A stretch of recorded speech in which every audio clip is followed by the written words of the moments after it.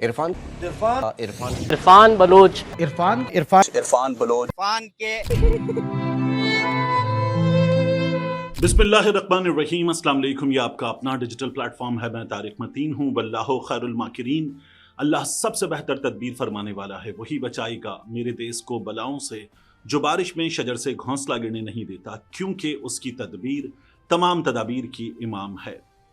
یہ جو تصویر دیکھ رہے ہیں آپ، یہ عرفان کی ہے، جسے کراچی میں مبینہ طور پر پولیس نے کسٹوڈیل ٹارچر کے ذریعے مار ڈالا ہے۔ اس عرفان کی کہانی پوری طرح سے مجھے آپ کے سامنے رکھنی ہے۔ سب سے پہلے یہ کراچی کا عائشہ منزل کا علاقہ ہے۔ عائشہ منزل کراچی میں عزیز آباد، مکہ چوک، 90، سہراب گوٹ ان کے قریب واقع ہے، اور یہاں پر ہے دم تھل، ایک مشہور مرکز جہاں ناشتہ کرنے کے لیے شہر کے اکثر علاقوں سے لوگ آتے ہیں۔ یہ ایک مشہور مقام ہے۔ اس جگہ بہاولپور سے کراچی آنے والا عرفان، جو کراچی گھومنے کے لیے اپنے رشتہ داروں کے پاس آیا تھا، وہ بچہ اپنے کزنز کے ساتھ، رشتہ داروں کے ساتھ ناشتہ کرنے آیا۔ ناشتہ کرنے کے بعد یہ نوجوان فارغ ہوئے، اور فارغ ہونے کے بعد ان لوگوں نے یہاں ٹک ٹاک ویڈیوز وغیرہ بنانا شروع کی۔ اس عمر کے بچے یہ بہت کرتے ہیں۔ اسی مقام پر ان کو اہلکاروں نے اٹھا لیا اور گرفتار ہو گئے لوگ۔ جب ان نوجوانوں کو اٹھایا گیا تو ان کو یہ کراچی پولیس کی ایک معمول کی کارروائی لگ رہی تھی، جو اکثر و بیشتر لوگوں کے ساتھ ہو جاتی ہے۔ پولیس تفتیش کے لیے روکتی ہے، کسی شک کی بنا پر گاڑی میں بٹھاتی ہے، کچھ دور لے جاتی ہے، معاملہ کچھ لو کچھ دو کے بعد ختم ہو جاتا ہے۔ ان نوجوانوں کو لگ رہا تھا ایسی ہی کوئی کارروائی ہے۔ پولیس کی کہانی ہمارے سامنے آتی ہے۔ یہاں سے کہیں دور، بہت دور، SSU کے دفتر کے قریب للی برج کے نزدیک ان لوگوں کو اٹھایا گیا۔ یہ کہانی ہے پولیس کی۔ پولیس کہتی ہے ان لوگوں کو اس مقام سے شک کی بنیاد پر مخبر خاص کی اطلاع پر اٹھایا گیا۔ یہ اور اس کے ساتھی وہاں موجود تھے، جبکہ عرفان اور اس کے اہل خانہ جو کہانی بتا رہے ہیں وہ کہانی اس سے بالکل مختلف ہے۔ لیکن اس معاملے میں ایک کہانی ہے جو کہانی ہے پولیس سورس کی، اور وہ کہانی عرفان کے اہل خانہ کو درست ثابت کرتی ہے، پولیس والوں کو غلط ثابت کرتی ہے۔ اب پہلے آتے ہیں پولیس کی کہانی کی طرف، پھر اس کے بعد میں آپ کو بتاؤں گا عرفان کے اہل خانہ نے کیا بتایا، پولیس سورس نے کیا بتایا، اور ہمیں اس معاملے میں اب کیا ہوتا ہوا نظر آ رہا ہے۔ ایک مجرمانہ غفلت کی کہانی ہمیں SIU کے لوگوں نے بھی سنائی، وہ کہانی بھی میں آپ کے سامنے رکھوں گا۔ جہاں عرفان بلوچ کو پولیس نے گرفتار کرنے کا دعویٰ کیا وہ ہے ڈسٹرکٹ ساؤتھ، اور ڈسٹرکٹ ساؤتھ یعنی کہ ہم ڈیفنس کی، کلفٹن کی، گزری کی اور ان علاقوں کی بات کر رہے ہیں جہاں پر پولیس کہتی ہے حساس تنظیمات ہیں، رینجرز کے دفاتر ہیں، فوج کے دفاتر ہیں، پولیس کے بڑوں کے دفاتر ہیں، اور اہم سرکاری دفاتر وغیرہ بھی ہیں۔ شہر کے اور ملک کے اشرافیہ میں شمار ہونے والے لوگ بھی پل کے اس پار اسی ڈسٹرکٹ ساؤتھ میں سب سے زیادہ رہتے ہیں۔ پولیس عدالت کو یہ بتاتی ہے کہ دو پولیس اہلکار عابد شاہ اور آصف علی، انہیں 2 روزہ جسمانی ریمانڈ پر پولیس کے حوالے کر دیا ہے۔ انہوں نے عرفان بلوچ کو اور اس کے دیگر ساتھیوں کو مخبر خاص کی اطلاع پر للی برج پر سے گرفتار کیا۔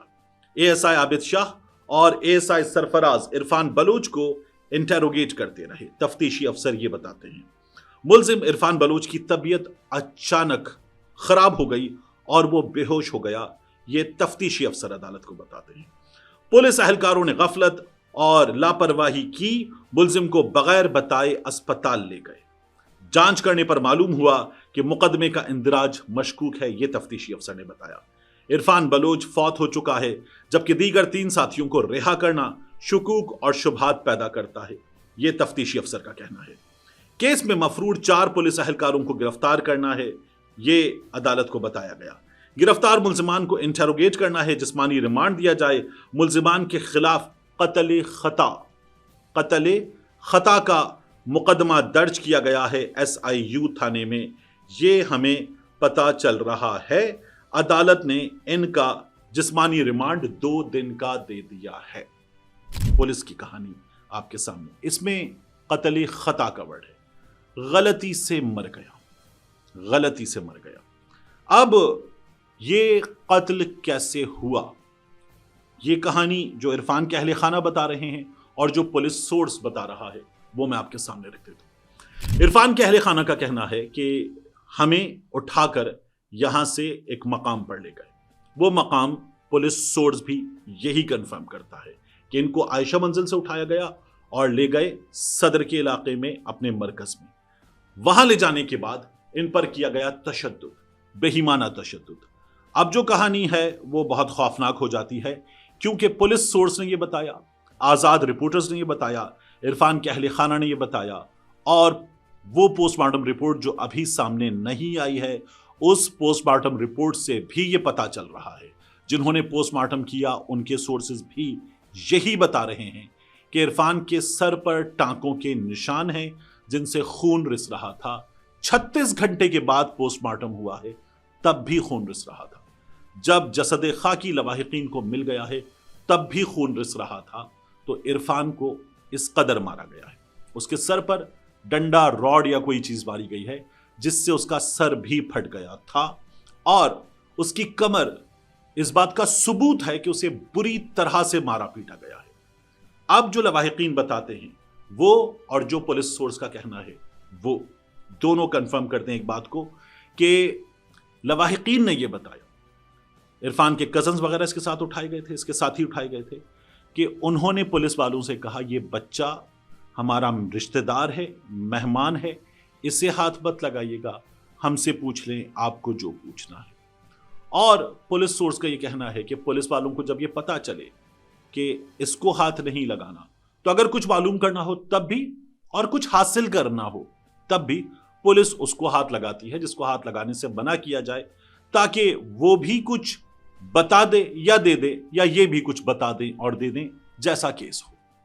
اس کیس میں پھر عرفان کو ہاتھ لگایا گیا اور 15 منٹ کا سورس کے مطابق تشدد کیا گیا، اور وہ تشدد اس کمزور سے عرفان کے لیے، جو شدید خوفزدہ بھی تھا، بہت کمزور بھی تھا، بہت زیادہ ثابت ہوا، اور وہ جان سے چلا گیا۔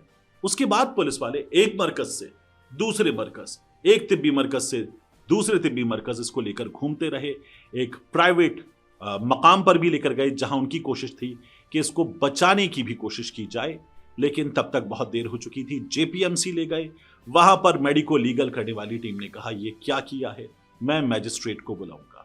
پولیس والوں کے ہاتھ پاؤں پھول گئے اور وہ اسے وہاں چھوڑ کر چلے گئے۔ یہ کہانی اب اخبارات میں سامنے رپورٹڈ کہانی ہے۔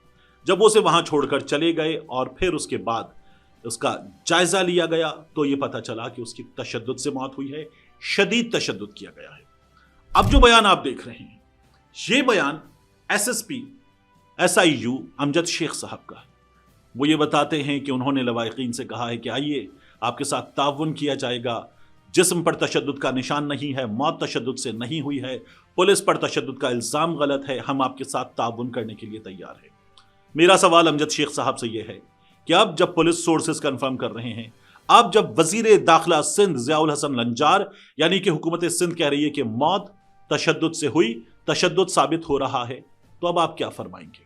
کہ اب آپ کہیں گے کہ تشدد ثابت نہیں ہوتا، جسم سے پتہ چل رہا ہے کہ تشدد نہیں ہوا، یا آپ یہ بتائیں گے کہ آپ کو آپ کے ان اہلکاروں نے جن کی حراست میں عرفان تھا غلط بتایا تھا؟ اب آپ کا جواب کیا ہوگا؟ تو یہ کسٹوڈیل ٹارچر سے ہونے والی ڈیتھ ہے، اور اس ڈیتھ کے بارے میں لواحقین نے احتجاج کیا، شدید احتجاج کیا، تبھی یہ ممکن ہوا کہ یہاں تک معاملہ پہنچا ہے، وگرنہ کسٹوڈیل ٹارچر سے ہمارے ہاں ڈیتھس ہوتی رہتی ہیں۔ عرفان کے معاملے میں جبران ناصر صاحب، معروف وکیل، وہ کیا بتاتے ہیں؟ وہ کہتے ہیں 22 اکتوبر کی صبح تقریباً 11:30 بجے عرفان اپنے 3 رشتہ داروں کامران، سلمان اور ناصر کے ساتھ سڑک کنارے کھڑا تھا جب SIU CIA کے پولیس اہلکاروں نے انہیں اغوا کر لیا۔ پولیس نے کوئی مقدمہ درج نہیں کیا، نہ باقاعدہ گرفتاری ظاہر کی، بلکہ نوجوانوں پر بدترین تشدد کیا، جس کے نتیجے میں عرفان جاں بحق ہو گیا۔ بعد میں پولیس اہلکار اس کی لاش جناح اسپتال JPMC میں چھوڑ کر چلے گئے۔ خاندان کو 23 اکتوبر کی رات پولیس کی جانب سے فون آیا کہ وہ آ کر تینوں لڑکوں کو لے جائیں جو دیگر لڑکے زیر حراست تھے۔ اپنے جرم پر پردہ ڈالنے کے لیے پولیس نے جھوٹی اور غیر قانونی FIR SHO SIU CIA کے ذریعے تھانہ صدر میں درج کروائی، جو دفعہ 319 تعزیرات پاکستان غیر ارادی قتل خطا کے تحت ہے، جو کہ قابل ضمانت جرم ہے۔ یہ دراصل قتل کا مقدمہ ہے جو دفعہ 302 تعزیرات پاکستان کے تحت آتا ہے اور جس کی سزا تشدد، حوالاتی موت، تدارک سزا ایکٹ 2022 کے دفعہ 9 کے تحت مقرر ہے، جس کے تحت تمام ملوث پولیس اہلکاروں، معاونین اور سہولت کاروں کو سزا دی جا سکتی ہے۔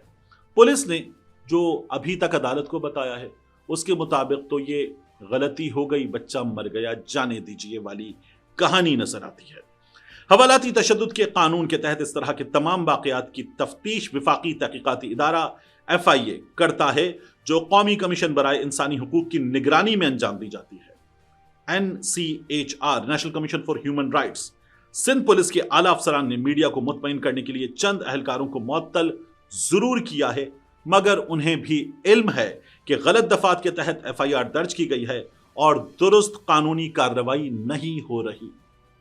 ہم مطالبہ کرتے ہیں کہ National Commission for Human Rights اس واقعے کا فوری نوٹس لے، FIA میں باقاعدہ شکایت درج کی جائے، ملوث پولیس اہلکاروں کو گرفتار کیا جائے اور عرفان کی حوالاتی موت کی غیر جانبدار اور شفاف تفتیش شروع کی جائے۔ یہ جبران ناصر کی بتائی ہوئی کہانی ہے۔ اس سندھ پولیس سے، امجد شیخ صاحب سے، IG سندھ صاحب سے اور پولیس کے ہزاروں اہلکاروں سے مجھے ایک سوال کرنا ہے۔ یہ سوال ہمارے سامنے رکھا ہے معروف کورٹ رپورٹر شاہد حسین صاحب نے۔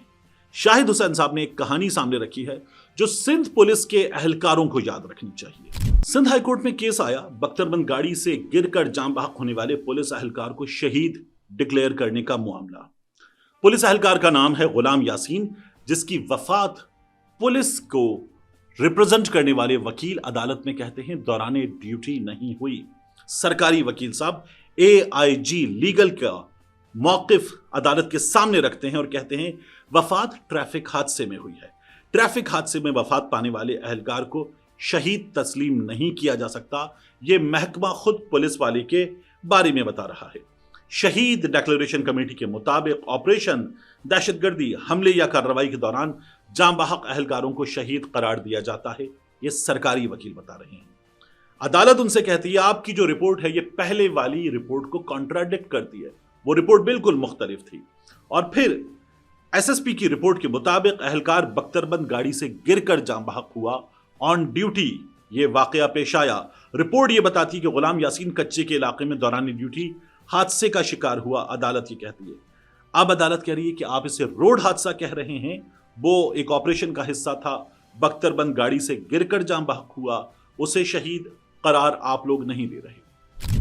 معاملہ کچھ اس طرح سے ہے کہ اس شہید اہلکار کے اہل خانہ جو کوٹا ہے، اس کوٹے کے مطابق شہید کے ایک وارث کے لیے سرکاری نوکری اور جو معاوضہ شہید کو ملتا ہے اس کا مطالبہ کر رہے ہیں، اور یہاں سرکار مبینہ طور پر لواحقین بتاتے ہیں ان کو ان کا حق نہیں دینا چاہتی، اس لیے ایک شہید کو شہید ڈکلیئر نہیں کر رہی، یہ لواحقین کا کہنا ہے۔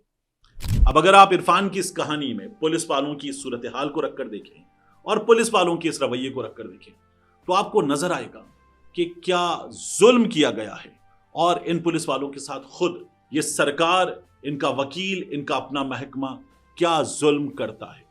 عرفان جان سے گیا، ہمارے ہاں جو CCD پنجاب میں کر رہا ہے اس کے مطابق صرف اس برس 600 کے قریب اموات ہو چکی ہے۔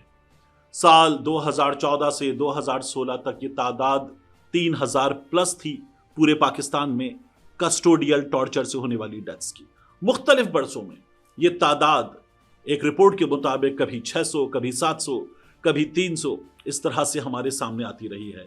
پولیس والے کسی کو اٹھاتے ہیں، اٹھانے کے بعد تفتیش کے جدید ترین تقاضوں کو پورا کیے بغیر ڈنڈا پکڑتے ہیں، اور پھر اس کے بعد اس شخص سے جو پوچھتا ہے وہ ڈنڈا پوچھتا ہے، یا پولیس والے کئی دفعہ پوچھنے کی زحمت نہیں کرتے، وہ اس شخص پر 3rd ڈگری ٹارچر کرتے ہیں اور اس کے نتیجے میں اموات ہوتی ہیں، اور ان اموات پر آنکھیں بند کر لی جاتی ہیں۔ یہی کچھ ہمیں عرفان کے معاملے میں بھی نظر آ رہا ہے، جسے اب جا کر قتل خطا قرار دیا جا رہا ہے، اور پولیس کے بڑے تو کہہ رہے تھے کوئی تشدد نہیں ہوا۔